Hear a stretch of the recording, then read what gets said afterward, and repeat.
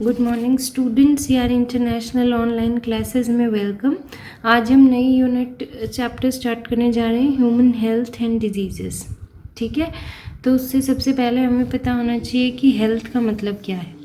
तो WHO की report के अकॉर्डिंग 1948 में हेल्थ स्टेट है जिसमें हमें कंप्लीट फिजिकल, मेंटल और सोशल वेलबींग की बात करते हैं।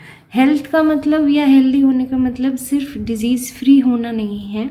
हेल्दी होने का मतलब ये है कि आप मेंटली, फिजिकली और सोशली हर फॉर्म में फिट रहें।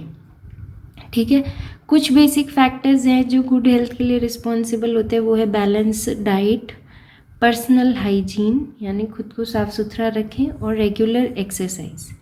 कुछ और फैक्टर्स भी हैं जो हमारी हेल्थ को अफेक्ट करते हैं, जैसे कि डिफरेंट फंक्शंस ऑफ बॉडी के डिजीज़ इफ़ेक्ट कर जाए, वैक्सीनेशन ले इन्फेक्शियस डिजीज़ के अगेंस्ट, प्रॉपर डिस्पोजल करें वेस्ट का, घर के बाहर कचरा वचरा नहीं रखें, हाइजीनिक फूड खाएं, ऐसे कोई फास्ट फूड या ऐसी चीज़ ना खाएं, और साफ़ और क्लीन वाटर पिएं।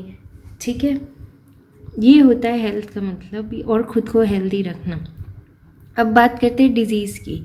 तो कोई भी हमारी बॉडी में जो नॉर्मल स्टेट से चेंज हो जाए, जैसे कि नॉर्मल फंक्शनिंग हो रही है, बॉडी टेम्परेचर बढ़ जाए, घट जाए, स्वेलिंग आ जाए, रेडनेस आ जाए, यानी कि नॉर्मल स्टेट ऑफ बॉडी से जो भी चेंज आए वही डिस्कम्फर्ट या डिसेबिलिटी क्या कहलाती है, डिजीज़। अगर ये कंडीशन बॉडी या ऑर्गन में है तो नॉर्मल फंक्शनिंग जो है वो डिस्टर्ब्ड हो जाएगी। और बहुत सारे माइक्रो ऑर्गेनिज्म हैं जो इन्फेक्शियस डिजीज़ के लिए रिस्पॉन्सिबल हैं, जैसे bacteria, virus, fungi, protozoa etcetera. ऐसे डिजीज़ कॉजिंग ऑर्गेनिजम्स को हम पैथोजन बोलते हैं, जो डिजीज़ कॉज करें। बहुत टाइप ऑफ डिजीज़ है ह्यूमंस में। ठीक है, तो डिज़ीज़ को हमने कैटेगरी में डिवाइड करा है, कॉन्जेनाइटल डिजीज़ और एक्वायर्ड डिजीज़। कॉन्जेनाइटल डिजीज़ बेटा वो होती है जो बाय बर्थ प्रेजेंट है। अगर बॉडी में बाय बर्थ कोई डिजीज़ प्रेजेंट है तो उसे कॉन्जेनाइटल डिजीज़ कहते हैं। और अगर हमने बर्थ के बाद इन्वायरमेंट से कोई डिजीज़ ली है तो वो एक्वायर्ड डिजीज़ होती है।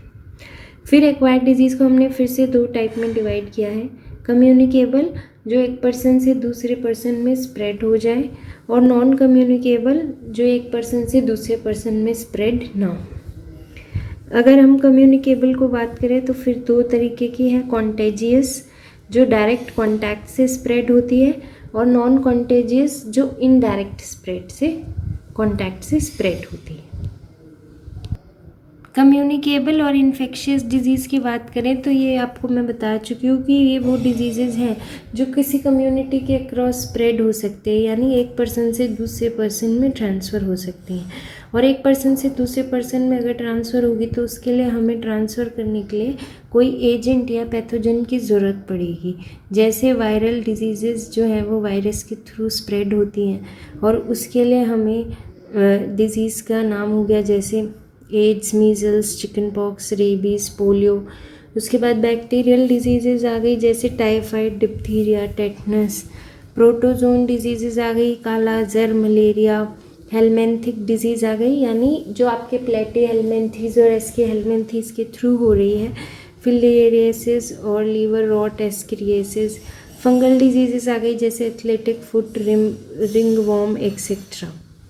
ठीक है, तो कॉन्टेजिनियस डिजीज़ जो है वो ट्रांसफ़र होती है through simple contact with the infected person, कि आपने सिर्फ ऐसे ही टच किया और स्प्रेड हो गई। जैसे स्मॉल पॉक्स हो गया, रिंगवॉर्म हो गया, चिकन पॉक्स हो गया, इन्फ्लुएंज़ा हो गया, यानी आपने किसी के टिश्यू को या स्नीज से, कफिंग से ऐसे स्प्रेड हुई। दूसरा, नॉन कंटेजिनियस डिजीज़ जो है वो ट्रांसफ़र होती है किसी फिज़िकल कैरियर के थ्रू, यानी एयर के, वाटर के या फूड के थ्रू। जैसे किसी पर्सन ने इन्फेक्टेड था, उसने स्नीज़ किया, एयर ड्रॉपलेट्स आ गए एयर में, और फिर उसी में आपने ब्रेथ की तो वो आपको स्प्रेड हो जाएगी। ऐसे ही कोई इन्फेक्टेड पर्सन है, उसने फूड बना दिया आपके लिए तो उस फूड के थ्रू स्प्रेड हो जाएगी। या फिर ऐसा है कि कोई लार्ज वाटर बॉडी के अलोंग कोई इन्फेक्टेड पर्सन है जहाँ पर उसने अपना वेस्ट सिक्रीट किया तो उसके थ्रू वो स्प्रेड हो जाएगी। तो ये कुछ कॉमन डिजीज़ हैं जिनके नाम हमें पता होने चाहिए, और हमें ये पता होना चाहिए कि इसके लिए कॉजेटिव एजेंट क्या है, बैक्टीरिया है या वायरस है। जैसे एड्स के लिए वायरस रिस्पॉन्सिबल है, टाइफाइड के लिए बैक्टीरिया रिस्पॉन्सिबल है, ऐसे। ओके, तो नेक्स्ट में हम डिस्कस करेंगे कि कौन कौन से किस फॉर्म से ये डिजीज़ स्प्रेड होती है। Thank you.